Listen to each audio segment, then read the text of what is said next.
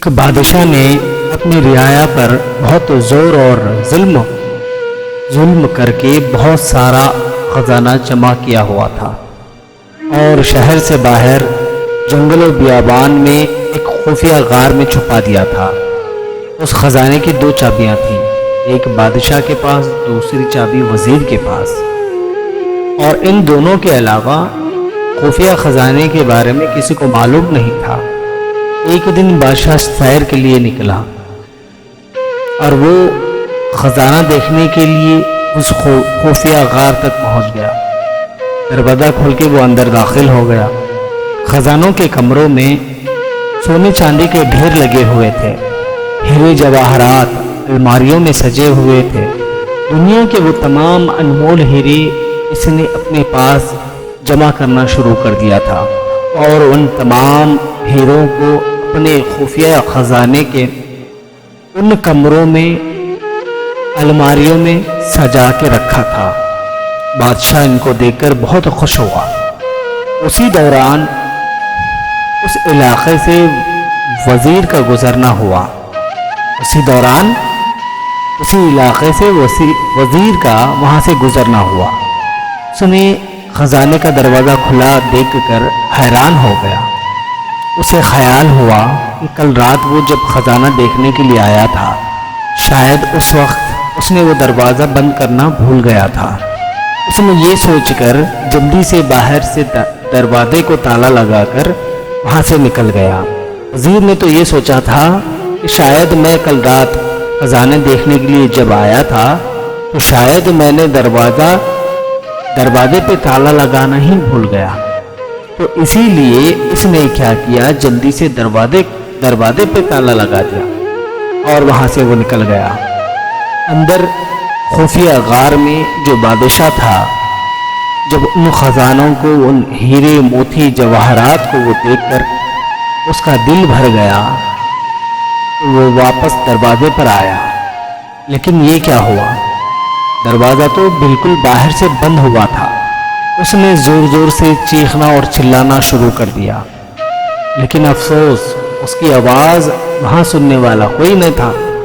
لوٹ کر پھر اپنے خزانے کے پاس گیا اور خزانے سے دل بہلانے کی کوشش کی، لیکن بھوک اور پیاس کی شدت نے اسے تڑپانا شروع کر دیا۔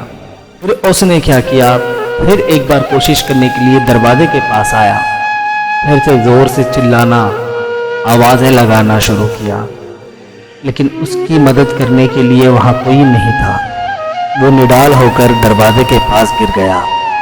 جب بھوک اور پیاس کی وجہ سے بری طرح سے تڑپنے لگا تو اس نے رینگتا ہوا ہیروں کی تجوری تک گیا۔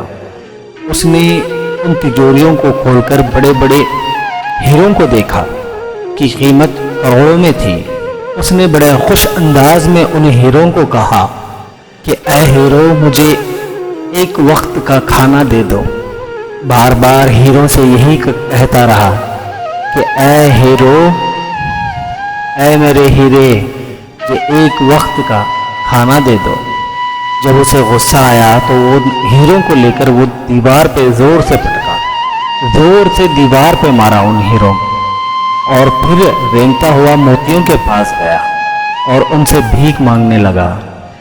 اے آبدار موتیوں، اے میرے من پسند موتیوں، میں ساری زندگی تمہاری نگرانی کی ہے، تمہیں سجا کر ان غار میں بڑے سلیقے سے رکھا ہے۔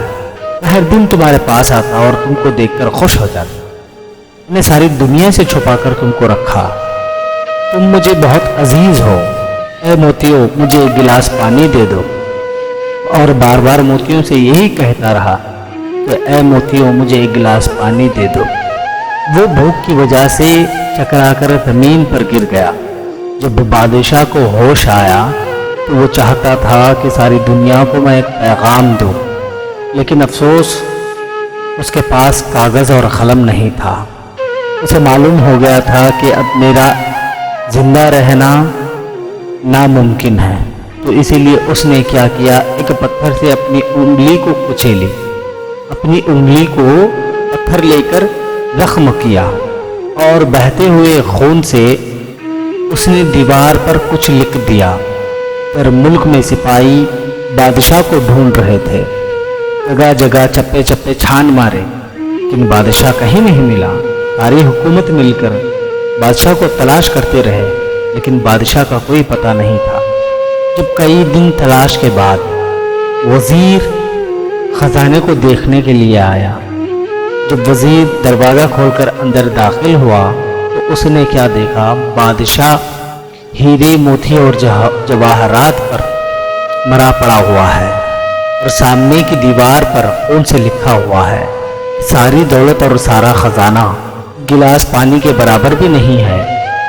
ذرا غور کریے، آج لوگ دنیا میں ناجائز طریقوں سے دولت جمع کر کے اس پر غرور اور تکبر کرتے ہیں، غریبوں، یتیموں، مسکینوں پر ظلم کر کر اور ان کا مال چھین کر اس پر عیش کی زندگی گزارتے ہیں، لیکن ان کو معلوم نہیں کہ دنیا کی بنائی ہوئی دولت کی حیثیت کچھ بھی نہیں ہے۔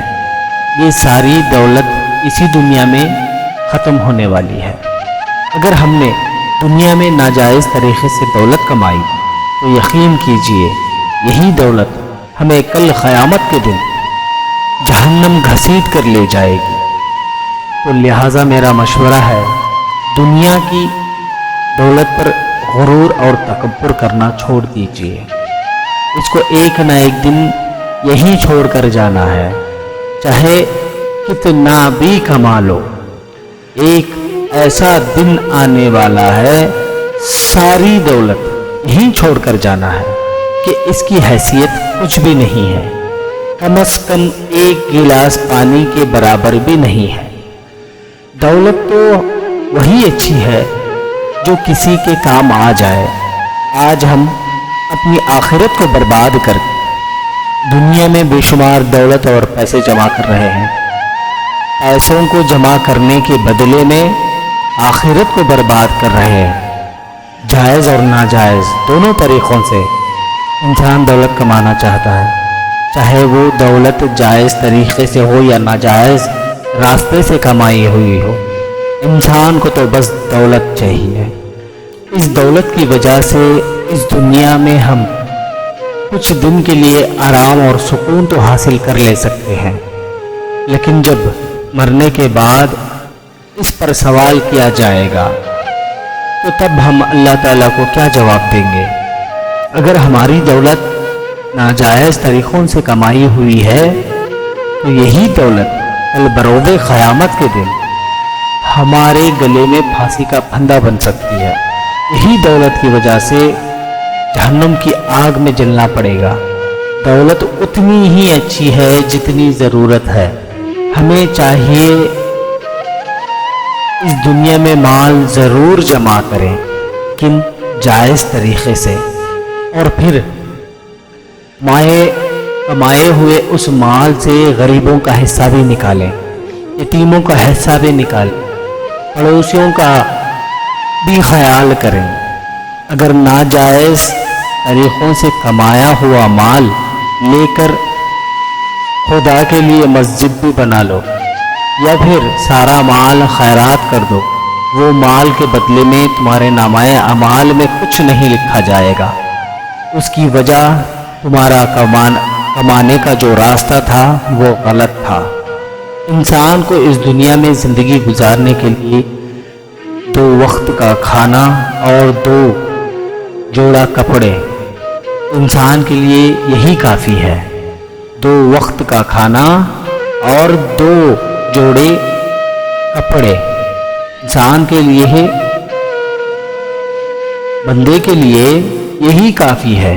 جب سے دنیا بنی ہے اب تک جو کوئی بھی مالدار اس دنیا سے گزرا تو اس نے اپنے ساتھ کمائی ہوئی ان دولت کو قبر میں لے گیا یا نہیں؟ جب سب کو معلوم ہے کہ نہیں لے کے جا سکتے، پھر حرام طریقے سے کمانے کی سوچ بھی اپنے دلوں سے نکال دو۔ ہم تو افسوس کرتے ہیں کہ اللہ تعالیٰ ہمیں دولت نہیں دیا، لیکن یہ اس بات کو کیوں نہیں مانتے؟ اللہ تعالیٰ جو بھی کرتا ہے ہمارے بہتر کے لیے ہی کرتا ہے۔ اگر ہمیں غریبی دیا ہے وہ حقیقت میں ہمیں حساب کتاب سے بچانا چاہتا ہے۔ اللہ سبحانہ و تعالیٰ ہمیں بروز قیامت کے دن حساب کتاب سے بچانا چاہتا ہے، اسی لیے ہمیں غریبی دیا ہے۔ یہ کیوں نہیں سوچتے؟ امید کرتا ہوں میری اس بات کو سمجھیں گے اور اس بات پر عمل کریں گے۔